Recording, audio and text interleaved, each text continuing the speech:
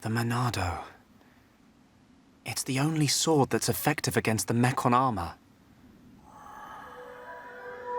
They say that before time began, it was wielded by the Bionis. The same Bionis that we all live on. Get down here, Merc.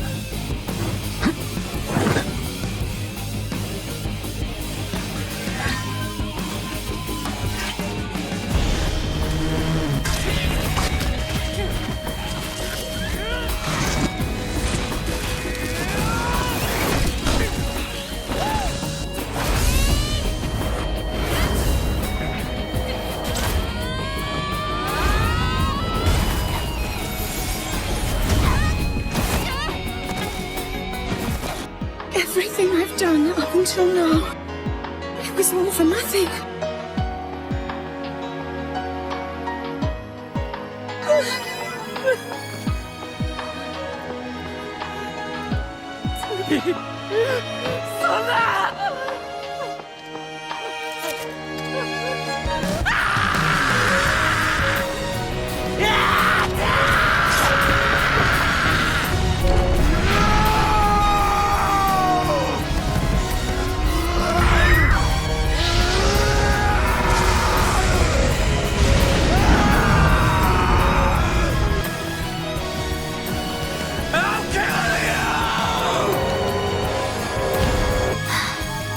Tifa will be joining us too, but I don't know. Even a blind man can see her heart's not in it.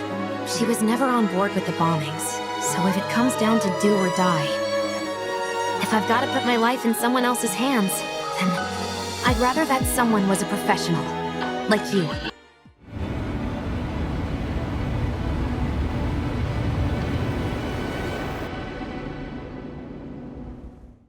Number 25 is Journey. It's one of those games that you may play once or maybe play a couple times for trophies, but it's the first experience that's going to last you a lifetime. I remember starting the game up as being surrounded by very hilly deserts and not really knowing where to go or what to do. As gorgeous as it was, you only have a glide and scarf collecting button to your name, and aside from that, there's not much direction or anything to really tell you where to go or what to do. However, as I kept playing, I eventually stumbled across another player on some decrepit ruins, and when we meet up with each other, we started helping each other throughout the game. We picked up various scarves, found a couple of secrets here and there, and yes, even took down a boss or two. But eventually we make our way up towards this mountain, and our characters start lifelessly moving, giving up slowly but surely, and eventually collapsing outright.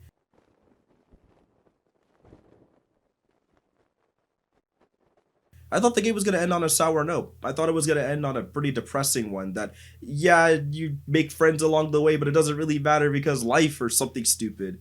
But instead, this light shimmers, and I see the same companion I was traveling with throughout the game show me the way up into the heavens, and as we reach there, we dance around for a little bit and complete our journey, which was a pretty heartwarming story that has stuck with me ever since I've played it all those years ago. I really enjoy this game, and despite the downside being you need another person to fully experience it, and at best one that isn't your close friend or it's someone you're, familiar with, it's very fresh to play this game with a random person to get that full experience, in my personal opinion. And the music and score, along with its gorgeous setting and design, is truly deserving to be placed on the 25 spot on this list. And here's to all those multiplayer time sinks that I've dumped in over the past 10 years. I have put countless of hours into PUBG, Overwatch, Fortnite, whatever the flavor of the month is. I've dumped a lot of time and had a lot of fun with these games, and there's really just too many for me to choose to put in one list, but they all served a different purpose as to why they mean a lot to me and played a huge factor in my life. And that is why I decided to just bunch them all together for this number 24 spot. If you have issues with it, I understand, but also it's my list, and I'm just kind of going to go with what my gut tells me to do. So thank you to those awesome multiplayer communities, your fun times fragging out, and all the laughs that you brought with me and my friends. Raina, be careful, we're coming out of it. Yo!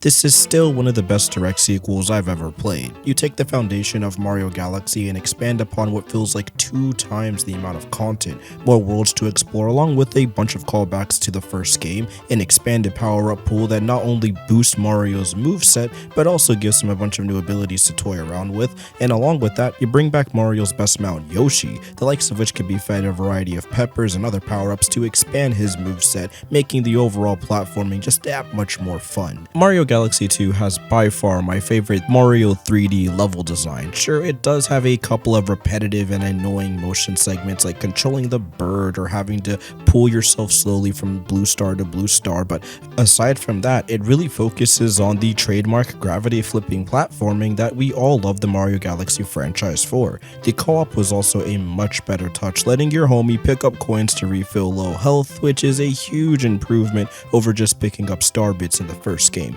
Personally, my fave level has to be the Throwback Galaxy. It's a great callback to the good old N64 days, featuring buttery smooth, gravity flipping platforming that always has me coming back for more, and I just really like how it's a throwback to the 64 game and the music there is top notch. Galaxy 2 is just an awesome direct sequel to Galaxy 1. Like I said previously, you take all the good stuff from that game, further expand upon it, even perfect it in some cases, and throw in Yoshi for funsies. It's just an awesome time, and of course that orchestrated score is immaculate.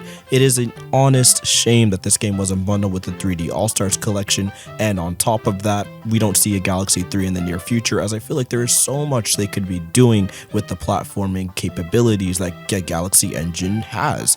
Only time will tell if they revisit this concept, but I'm looking a little doubtful. Regardless, I highly implore that you guys check this one out if you own a Wii or Wii U, and if you don't, wait for the inevitable Nintendo re-release for the Switch.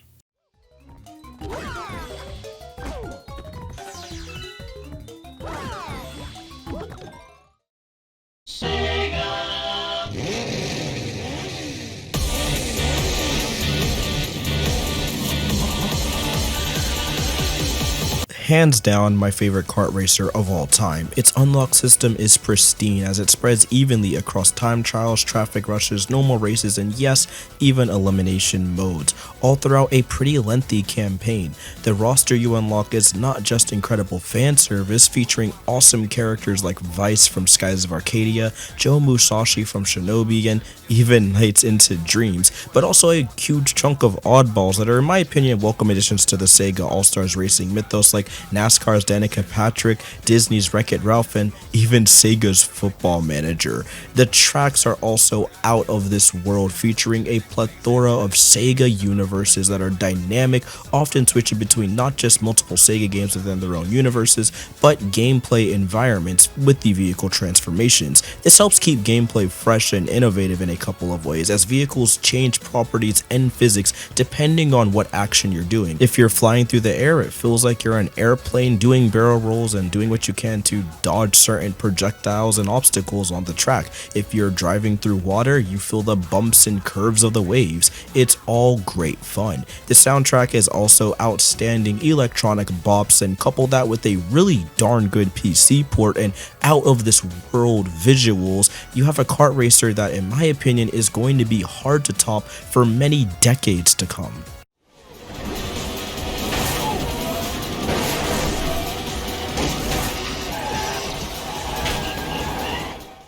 Pure spectacle.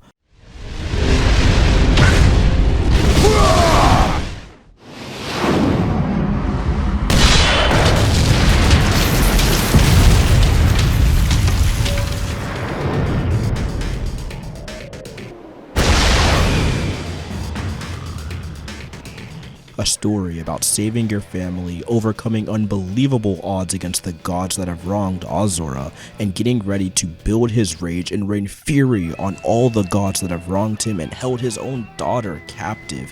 This is Azura's Wrath. About the world!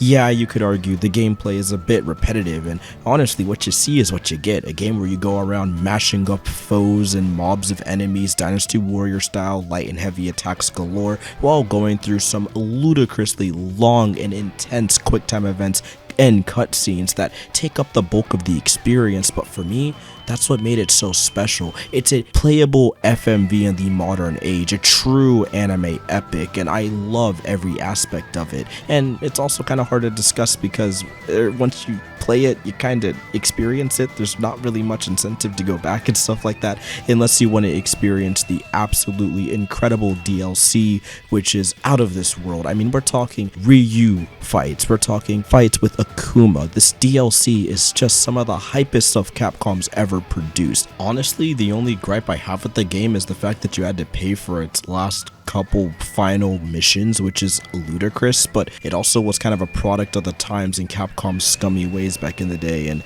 with the low price of it being 99 cents these days, or you could just watch the cutscenes on YouTube, I don't feel like you're missing out too much on the lost epilogues produced. If you're a fan of spectacle games, those Sega FMVs, or just anime in general, you owe it to yourself to check out Azora's Wrath, as it's a game that will not leave your memory and is my personal favorite. A little bit of a guilty pleasure, but nonetheless an incredible experience.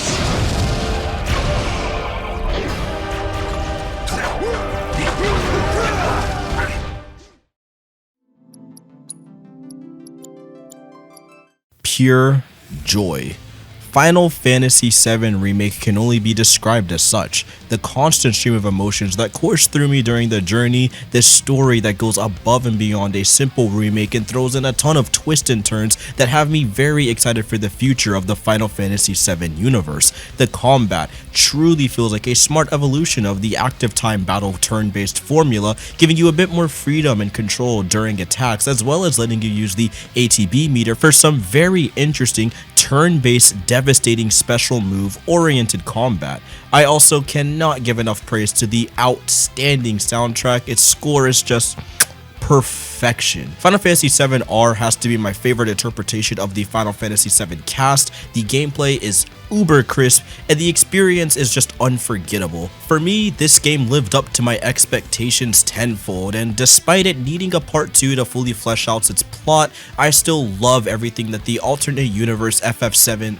honestly sequel is going for, and it's a remake that stands head and shoulders above the rest, which is why it's on this list.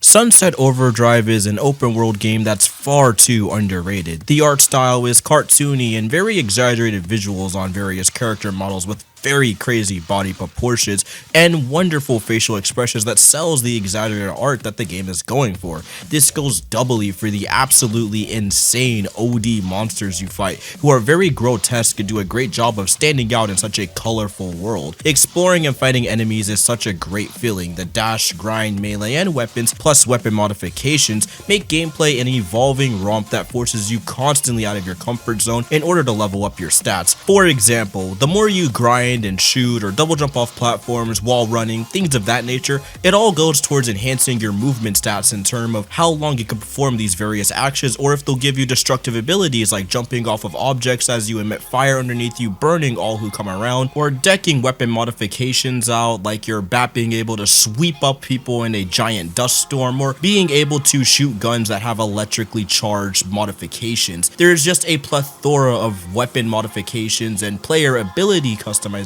that allows for a lot of player freedom when it comes to exploring the world. Bring in the absolutely wild gunplay from exploding cannonballs, vinyl disc, and even Roman candles, and some incredible mission variety, having comedic missions like running around gathering leeches on your body to appeal to some medieval LARPers, or the more standard defend the zone sections. There's just a ton of variety that sets up for one of the most unique 7th gen games I've ever played, and honestly one of Insomniac's best titles that they've ever produced. If you're a fan of open world games, especially if you're a fan of Saints Row-esque titles, Sunset Overdrive is one you really should not pass up, and it's available on Steam, the Xbox, and hopefully the PlayStation, knowing that Sony recently bought the IP. So here's to a Sunset Overdrive 2 in the near future, maybe?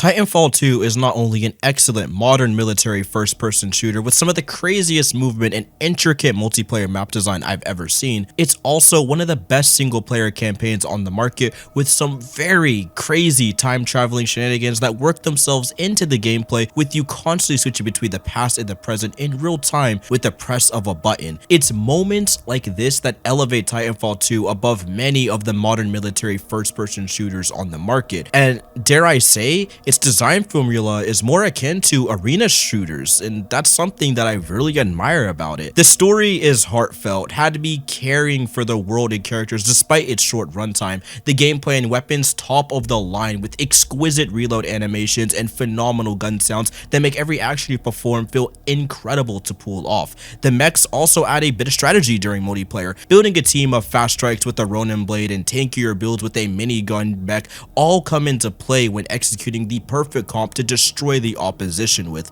Titanfall 2 takes everything great about TF1 and further expands upon and fleshes out its world and gameplay and everything in between, right down to even bringing back fan favorite modes like its Frontier Defense Horde mode where you're taking on hordes of IMC troops, and of course bringing back old favorites like Attrition, Pilot vs Pilot, and even some new entertaining ones like Bounty Hunter. The game modes are phenomenal, the core multiplayer is a blast, and its single player campaign is one that has people screaming in every Apex Legends tweet for a Titanfall 3. This game is revolutionary in many ways, and it's a shame that EA tried to kill it off by releasing it right alongside Battlefield 1. It was a toss-up between Tekken Tag 2 and Tekken 7, but the Rage Arts and Outstanding DLC editions help edge Tekken 7 out above Tag 2 and even Tekken 6 for me personally. I mean, let's just be real, Tekken 7's DLC is crazy. I mean, there is no shortage of wacky yet incredible characters, Geese, Negan, and Noctis, just to name a few.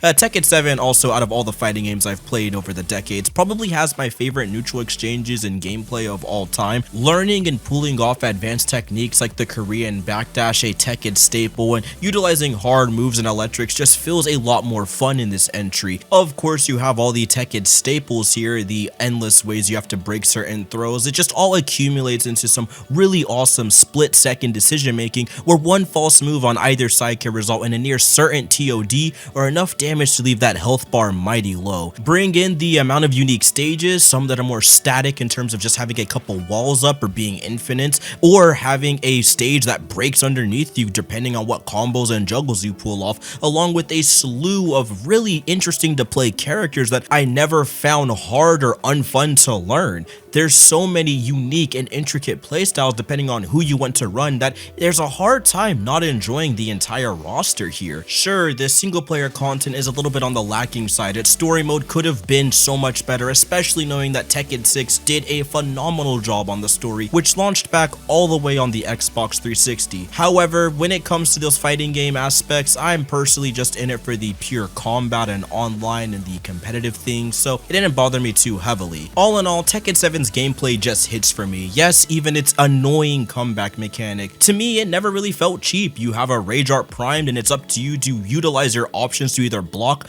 bait, and set up for a full punish because your opponent decided to mash. And if you are the one who's backed up against a corner, the Rage Drive is such an effective move to further enhance and bring up your combo strings to make your combo that much more damaging. I just love how fun Tekken 7 is on both a casual and competitive level, and watching it at a high level never ceases to impress me with the various amounts of playstyles and character diversity we see quite often when you watch top esports level Tekken. Basically, what I'm trying to say is Tekken 7 is my favorite 3D fighter and probably will stay that way for many a years to come. Ah yes, the resurgence of Fire Emblem throughout the 2010s. Awakening was a great JRPG through and through, and honestly one of the first games to make me realize, dang, my choices in gaming actually have consequences, huh? But none of them hit as hard as Three Houses, which to me felt like a proper return to form to the Fire Emblem franchise, and a lot of smart callbacks to Path of Radiance and Radiant Dawn and other famous FE titles. With its much cleaner map design, some really fun tile gimmicks like the Magic Ballista Nemesis, for example, easily my favorite support combos in the history of the franchise, with some of the most dark and thought-provoking main and side stories I've had the pleasure of exploring. Fire Emblem Three Houses just hits on every single cylinder possible. I also very much enjoy the gameplay flexibility and the builds you can create, really letting you custom tailor units to whatever you see fit. You want Leo to be a dancer? Go for it. You want Bernadetta to pick up a Pegasus and spear? With enough grinding, you can definitely pull it off. The monastery is also the comfiest hub I've ever explored in a JRPG, and it's just a pleasant yet thought-provoking experience all around. Sorry to keep you waiting. It's been too long, Lady Palutena. Dude, come on. Kid Icarus Uprising is such a beautiful blend of two very distinct yet fun gameplay styles. You have the on-rail shooting sections at the start of each mission, which incorporates dodge-filled bullet hell-esque combat, and then they take that wonderful formula and throw it on land with the emphasis on actually aiming. Controls admittedly take a bit of getting used to, focusing on aiming with the stylus and shooting with the L button while having all your movement, including dodging, mapped to just a circle pad. Yeah, it can be a little bit cumbersome, but mastering those mechanics is more than worth it for a story that's absolutely hilarious, starting out as a generic takedown Medusa plot, only to further evolve into a fourth wall-breaking meta-narrative that left me in stitches and honestly a bit frightened at times. The gameplay loop is also extremely replayable, with adjustable difficulty that gives you a ton of different benefits like stronger special moves, weapons that have various perks and types ranging from claws, blades, stabs, etc., all made to fit whatever playstyle you want to go for. Oh, and that multiplayer. The multiplayer was great, giving two major modes. The first was a 3v3 light versus dark, where you deck out your character with special powers and awesome weapons you acquired throughout the game, and went online to duke it out with other warriors, and depending on which side hit their life bar to 0 first, would summon either Pit or Dark Pit for one last hurrah, or you had your standard free-for-alls, which was also great hectic fun, and it was insane how crazy the Kid Icarus multiplayer got. Kid Icarus Uprising will always hold a special place in my heart, not only for its lovable characters and just oozing amounts of charm, but also because it was the first review I ever covered on my very first channel, and it just has a lot of fond memories, and on top of that, it's a pretty bang-up game. None too pleased with Patu for absconding with Pandora's powers.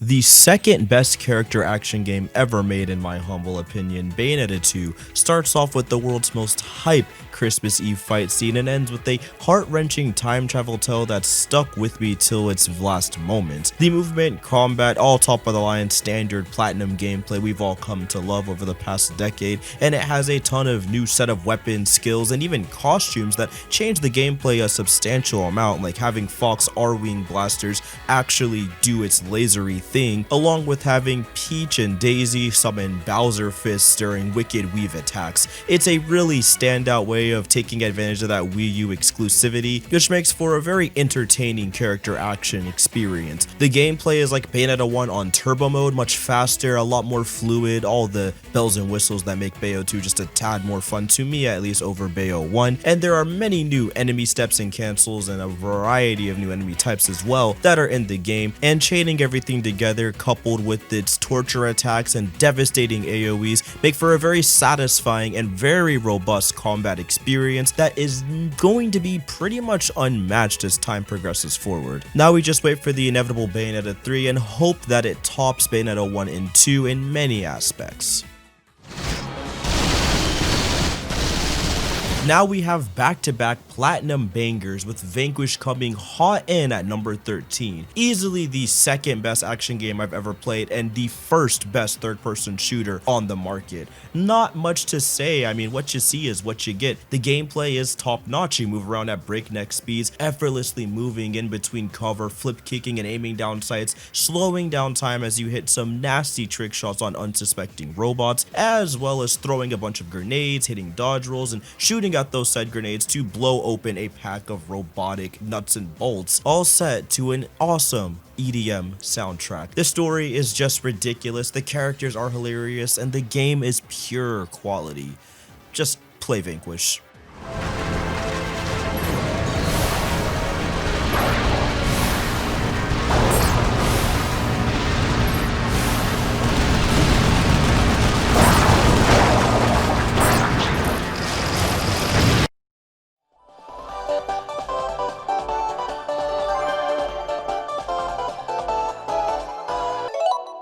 Alright, simmer down. We're not going to go completely into the Sonic 3D history here. Let's just focus on what makes Sonic Mania so great, okay? Visually, this game hits you right in the nostalgia with an evolution of the Sega CD visuals, more detailed zones, and some really crafty platforming segments and level design that ultimately reward Sonic's super fast speed. Zone-wise, they also have a really strong mixture of remixed old classics along with adding new spins and mini bosses to those zones, and on top of that, we have some brand new zones to play around with, all grand in scale, all really fun to explore, except for Titanic Monarch, my least favorite. The physics in that level just annoy me to no end. Thankfully, that's just one zone out of many that annoy me. Everything else is just quality, not to mention the amount of content that they shoved into this game. Not only do we have a sound test to listen to those Sonic bangers, we also have a bunch of different characters to play as, each offering unique gameplay styles. You got your classics, Knuckles, Tails, and obviously Sonic, but they also added some old favorites that haven't been seen since the old arcade game, like Ray the Squirrel and Mighty the Armadillo. Both are really tons of fun to play and even offer new different branching paths for the zones you can explore. This game is just a great retro callback to the Sonic Genesis days,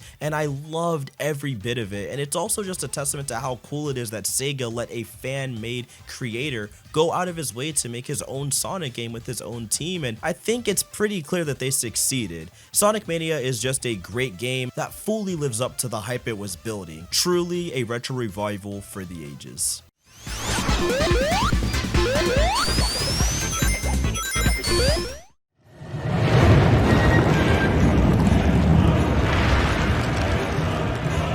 This is still my definitive monster hunting experience. I have played my fair share of Monster Hunter World, and don't get me wrong, I love all the quality of life improvements Monster Hunter World brought. However, I was just more involved with the Monster Hunter 4 Ultimate community. This was the game that truly made me fall in love with the repetitive looting and slashing loop Monster Hunter had to offer. I loved the variety in weapons and the fact that you could micromanage every bit of combat during fights. You had to run away to sharpen your sword and recover health, or set up traps just perfectly for monsters to fall into, track their pattern as you go through various maps. It's all good Monster Hunter fun and the standard stuff we all love the franchise for. Couple this with, to me, the most goofy atmosphere, which makes the monster hunting a laughable yet dangerous experience, along with a really seamless online and awesome new 3DS enhancements, which I believe made the game run at a pretty much locked 60 FPS, which was quite the treat, all set up for a incredible portable Monster Hunter experience, the likes of which have still yet to be matched.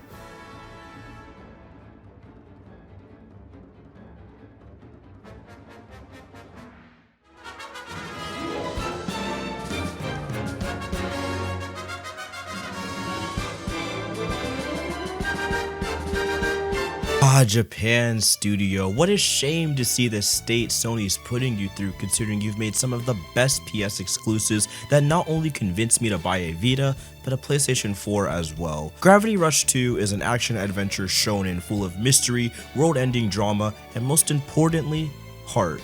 Kat is such a lovable protagonist, always eager to make new friends and help anyone who's in the slightest hint of danger, which makes her friend Raven a perfect yang to Kat's yin, as she's more mysterious and cold, yet cares about the world around her in her own special way. The gameplay is still super fresh, as the entirety of the combat revolves around, well, gravity. You have 3 styles to choose from this time: the standard floaty kicks and stasis fields, where Kat mainly relies on firing and lining up shots for projectile combat, a lunar style which makes Kat much lighter, letting her fly through the air much faster, and of course you could jump much higher, along with a slew of fast-paced combat techniques, and Jupiter, the one that makes Kat extremely heavy, but as a trade-off lets you hit enemies like a truck. Gameplay is just super fun, constantly manipulating gravity, making for some extremely hype acrobatic fights. Quest lines are just swell, whether you fly to catch up with baddies or use gravity to pick people up and escort them to locations.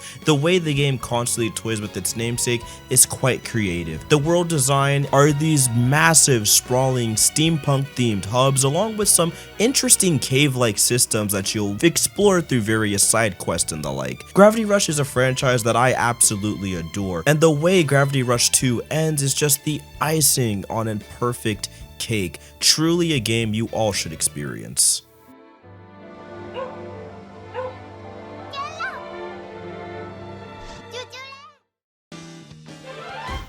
This game is so wholesome. Everything you do just fills you with emotions of pure joy and wonder. And what's this moon? What's that moon? How do I get this? You guys get the gist. Sure, the open-ended level design is not as focused compared to the more linear level design like Galaxy 2, for example, but the game compensates for that with outstanding movement and the ability to control the world around you with Mario's pal Cappy, which sets up some really fun speedrun strats and also just great exploration in general. Easily the best world is New Donk City, as it takes everything great about Mario Odyssey's movement while throwing in a ton of urban items and twists that make exploring the world a pure joy. It's just a phenomenal time, and I'm so looking forward to the sequel in the inevitable future. Please don't skimp out on this ideal Nintendo. I adore it. Odyssey is just wholesome. It's great, and the music and everything just fills me with happiness, and it was awesome to play through, and I always come back to it whenever I feel down, which is why it's number 9.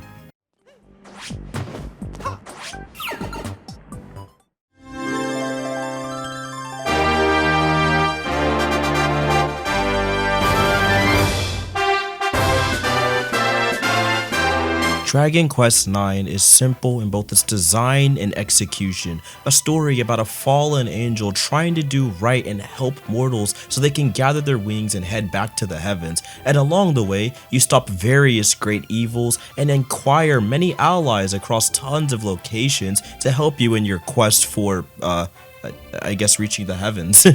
Its art style by Akira Toriyama is just phenomenal, and the easy to follow plot helps add to the shonen fantasy feel. The world is stunning as always in Dragon Quest lore, especially presenting such incredible visuals, 3D to be exact, on the DS. It's also just a simple JRPG. You got your classes straight out of the NES era, the magical abilities that you have to build and acquire throughout your journey, and of course that good old 3D turn-based combat that we all know and love. I just have very fond memories of exploring dungeons with my sisters in co-op, and of course the story that's lived rent-free in my mind since middle school. It's just a phenomenal game, and on top of that, truly one of the best JRPGs ever conceived.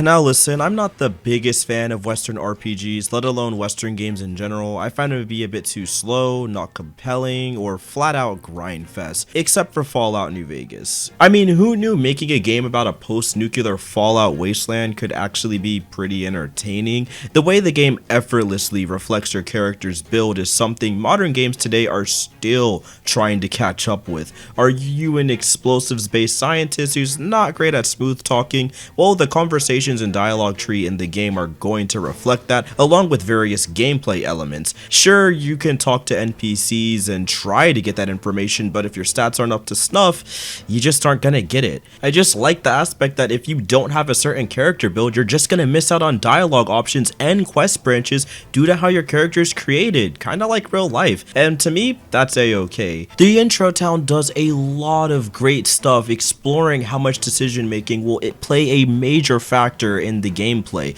You could side with the enemy and take down the town. You can work with the town and take down the bandits. You could say forget it and just walk out and leave everyone in the dust. There is so much freedom when exploring dialogue options and diegetic gameplay roles that make this truly a one-of-a-kind experience. As for the gameplay and the gunplay, sure, it's rough around the edges. I do like how every gun has iron sights now, but the bulk of the game still is heavily reliant on VATS, as bullets often feel like they're not registering at times. Thankfully, if you have a low tier PC, you can easily run this with some mods to enhance the gunplay and make the entire experience a lot more pleasant. The side quests and various factions you can join are fantastic. The core storyline is pretty riveting to explore, all things considered, and New Vegas always takes me by surprise, whether I'm finding those crazy side quest lines mentioned earlier, like a guy who can double cross you for some junk items in a lockbox, or something more crazy like being able to decide where a nuke has to land.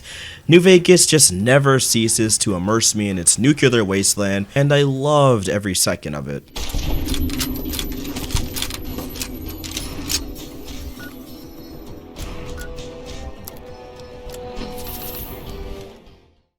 Do your worst, Father. Upon my name, you lack the cheerfulness of Hypnos and the competence of Thanatos. but have more willfulness than both combined. Just barely missing my top 5, we have Hades. There isn't much I can add that hasn't already been said in these 2 videos, so I'll keep it brief. This is how you do roguelikes. Every single run in Hades never ceases to impress me, both in how much you can bend the game's RNG in your favor, while equal parts being random in its design, struggling between choosing boons, going to shops, or talking to NPCs for upgrades or health, will always make for tricky decision making, and the combat, oh goodness, the combat. You go in expecting to be a mash attack fest, but it slowly turned into a dance with learning your build and abilities, shields that can stay active as AoE hitboxes, or giant 3-pronged trident stabs. There's just infinite amounts of customization, and making sure you do your best at controlling the crowd to set up for some group takedowns all is a factor as to what makes the combat just that much more satisfying than other roguelikes on the market. I won't go too into story, as that's a whole nother bag of worms I've covered again in earlier videos, and this video's already long enough as is. I will, however, comment on his incredible OST, just non-stop, back-to-back, bass bumping bangers, dude. It's incredible stuff. And all you guys really need to know is that Hades is just a one-of-a-kind awesome game, another super giant classic for the books. 2, 1, go!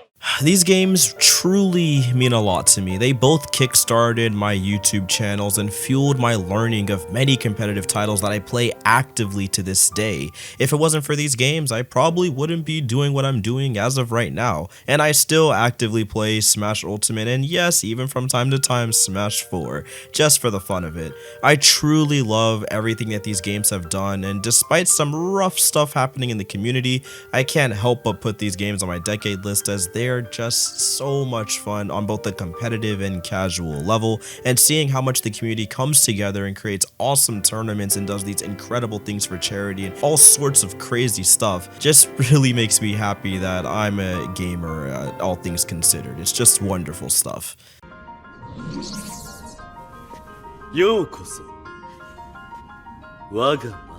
Nier Automata is a game that means a ton to me, and the fact that it's not in the top 3 is a little bit mind-boggling, but I have my reasonings. Firstly, I just want to express how impactful this game's story was to my development as I guess a teen or whatever coming up. It's just so poignant to me that a game basically about life after death is so wholesome and uplifting. Like, there's a lot of this weird semblance of just dreary depression and existentialism, but the game ends on such a hopeful message that like life can continue and you can just make the best of any situation, and no matter where you're at, even if it's just your soul floating, like you just gotta do what you can to live. And something about that is just so empowering to me, and the fact that Nier Automata does a wonderful job of encapsulating that in its story is incredible. Its storyline and its characters and its writing, despite being so depressing or coming off as depressing, is just endearing, and it really just goes to show the struggles all these characters go through, and it's really just up to you to kind of put their souls to rest in a lot of ways, and it's very kind of Dark Souls-esque in that way, which is why I love it so much. I adore its combat. I think its combat's very fun, it's very different, it's unique, it's fresh. You have these bullet hell segments similar to Nier 1. It's just insane, crazy orange reddish orbs flying at you, and you have to take them down and play at the peak of your performance. And on top of that, the core combat with you having to manage how much RAM you have on your Android and figure out what chips you want and really build a character to how you want to play is just a blast to me. There's tons of secrets to find, there's tons of story secrets and lore scattered around, there's lots of books and stuff to read. I absolutely adore, again, the characters and the world design and how it's this giant mini open hubs, but they all still feel like kind of these 3D platforming segments. It's just an awesome experience that I've never seen a game replicate.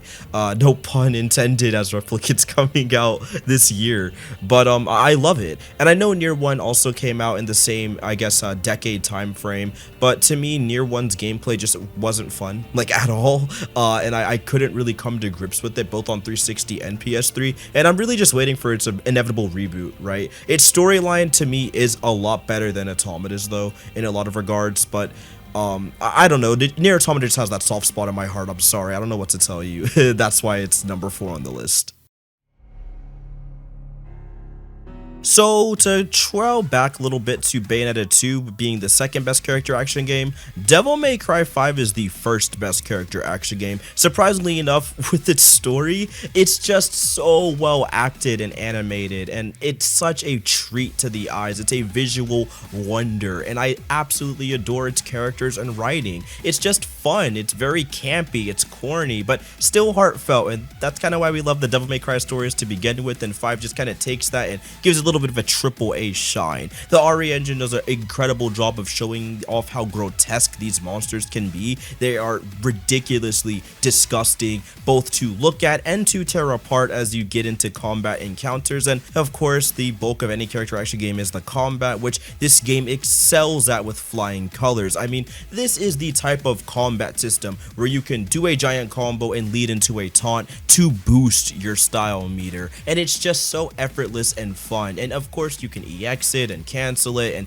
combo into your devil trigger, and there's all sorts of crazy stuff you can do depending on what character you're playing. The playstyles are also pretty diverse. You have characters like V who focus on a mixture of aerial and ground combat and him teleporting in to dismantle his enemies and turn them from dust to dust, if you will. And on top of that, he could read his little poems, which is always cute and funny. And there's just a lot of variety in that character, which you didn't think there would be with the type of stature he is as a puppet controlled character. But then you have characters like Nero, where his entire build seems pretty normal, standard triangle mash fest, but then you get into his Devil Breaker arms and the amount of variety he has in them. Letting you ride the punchline and taunt on it is just ridiculously fun, along with being able to, of course, parry enemies and all the usual stuff that make Devil May Cry just that much more entertaining. Let's be real though, the true heart of the game is Dante. His levels and sections are just a cut above the rest, especially his mini boss fights. These things are so much fun to take on,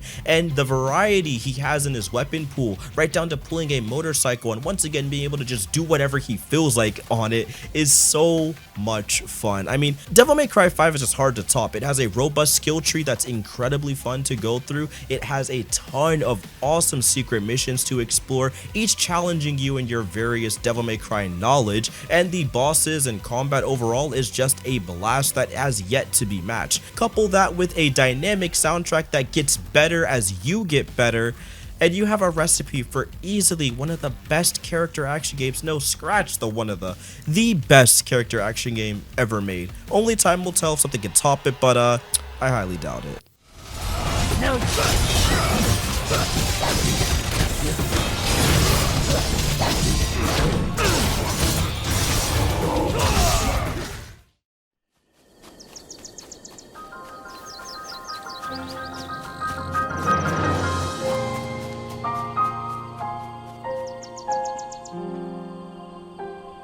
There was a turning point for me when the trailer at a 2017 Switch first showcase really put into perspective how wonderful this game was going to be. When I first saw this trailer, it left me in tears and had me even more amped than I already was to experience Breath of the Wild, and upon finally playing it, it surpassed my expectations tenfold.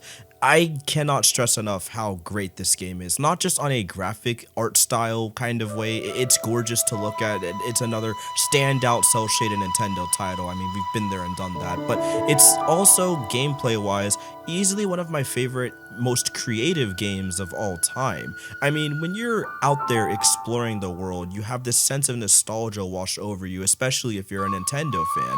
You have the NES nostalgia that hit me when I first played the first Legend of Zelda in a Brawl Vault little masterpiece collection all the way back in the Virtual Console era on the Wii. And you encounter that old man in Breath of the Wild and collect that torch, and you can set things on fire and watch the grass kind of spread or cook a baked apple or whatever it may be. And yeah, it takes you right back to the kind of childhood sense of wonder you had when you first got into this franchise.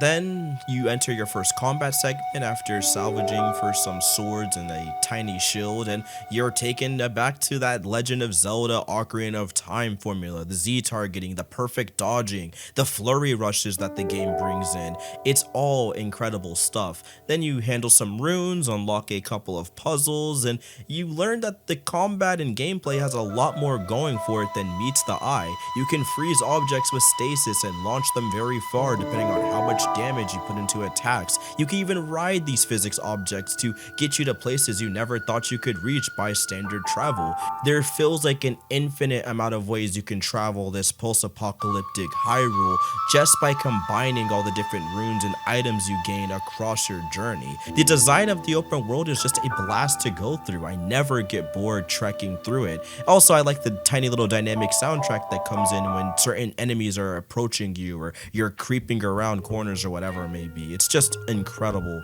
stuff. Exploring the shrines is also just a ton of fun. Because you can really break the game and manipulate it the way you want to, you could go the route Nintendo wants you to do when it comes to solving puzzles, or you could flip your Joy-Con upside down and climb across the pathway that clearly is not intended for you. There is a ton of creativity when it comes to solving the puzzles that are baked into the game, along with exploring the overworld, along with the combat and things of that nature, that it just sets up for easily the most robust open world experience that has yet to be matched.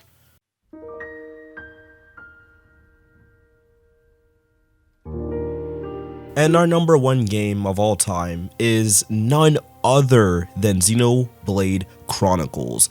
This game is an absolute treat. Truly my favorite JRPG of all time, and I find it hard pressed to see if any game can ever top it. Firstly, I love its combat system. It's got by far my favorite JRPG combat system ever designed. It is so intuitive and simplistic, yet very complex and nuanced when it comes to doing your day-to-day, activities. When you are fighting enemies, you constantly have to either rely or not rely on Shulk's visions, making you go into every fight, no matter how minute, very carefully, planning which arts to use, find a build that works, a weapon that's perfect against a certain type of enemy, and make sure you truly understand what characters and enemies you're fighting up against and figure out what those weaknesses are, what they're resistant to. The usual JRPG stuff, added with a little bit of flair. It just never gets old scrambling to use Shulk's Monado arts or Shara's heal bullets or something of that nature to save yourselves from a last minute encounter, and nothing hurts more than wasting all of your energy or skill sets and only learning that a big attack is on its way and desperately waiting for the seconds to tick down, hoping that you can squeeze out a save before you lose a party member. It's times like this that make the combat so enjoyable. Also, the chain attack system, or the 3 team shared bars that you have, is a really smart way of making sure you min-max every bit of damage you can squeeze out. Sometimes you want to go for the big chain attack, especially on boss fights, so you can unleash a plethora of very rapid and dangerous attacks. However, if you again don't time things correctly or a party member goes down, you have to sacrifice that precious chain attack bar to revive someone. It's things like this that make the gameplay that much more engaging, and I'm always glued to every combat scenario because of the amount of decision making, choices, and just overall game sense and things you have to keep in mind when you're playing this thing. I love it because of that, and it's personally why it's my favorite JRPG battle system. I've discussed a lot more in depth about why in my review, which you can click on here, but you get the gist. It's incredible stuff. And not only is the battle system just absolutely engaging, enthralling, and always has you glued to your screen, despite its cumbersome nature, its core storyline, its main storyline, its heart to hearts, the affinity chart, the various NPCs you encounter and build relationships with, the character writing is top notch. I love the amount of twisted turns the game has. The plethora of twisted villains thrown in there is just a great thing, and the amount of stuff they do to make the game just so enjoyable will never cease to impress me. If you are a fan of JRPGs, if you are a fan of video games, if you're a fan of storytelling and giant epics, you owe it to yourself to play Xenoblade Chronicles. I don't care if you play it on easy to breeze through it and cut that 80-hour length to 50 hours. I don't care if you play it on normal or hard or whatever it may be. Just experience this game, please. Its characters, its writing, its world, it's all 10 out of 10 gameplay, and I would not have it any other way. Firstly, I just want to say thank you guys so much for sticking to the end of the top 25 of the decade video. This has been a long time in the making, and if you have your own list you want to rattle off in the comments down below, please do. I'm always looking forward to finding out what you guys are thinking when it comes to different gameplay experiences. And personally, if there's a game I missed or haven't played, I'd love for you guys to put me on some brand new experiences and share how awesome the gaming medium can be. Moving on from that aspect, we have to talk about why a lot of the games are just missing. There are so many titles I wanted to include on this list. Katana Zero, Celeste, Marvel Spider-Man, even games like Persona 4 Golden to go a little bit further back, Bioshock 2. There's just a plethora of titles that I wanted to throw on this list somewhere, but sadly I just couldn't. Either because they're older games and I played them in the 2010s and forward decade, or I just couldn't squeeze them into a top 30, top 50 without making this video ridiculously long. However, we are going to be going over and answering a lot of your questions by placing every single game I finished from 2010 forward on a massive tier list, which I'll be streaming over at twitch.tv. If you want to experience that and throw your hat into the ring in the live comments and things of that nature, you can follow me down below, and the full VOD of that tier list will also be posted onto YouTube, and I'll probably, name it some clickbait fun title. Thank you all again for watching my content over the past couple years. It really does mean a lot to me, and I hope we could stick together for many more.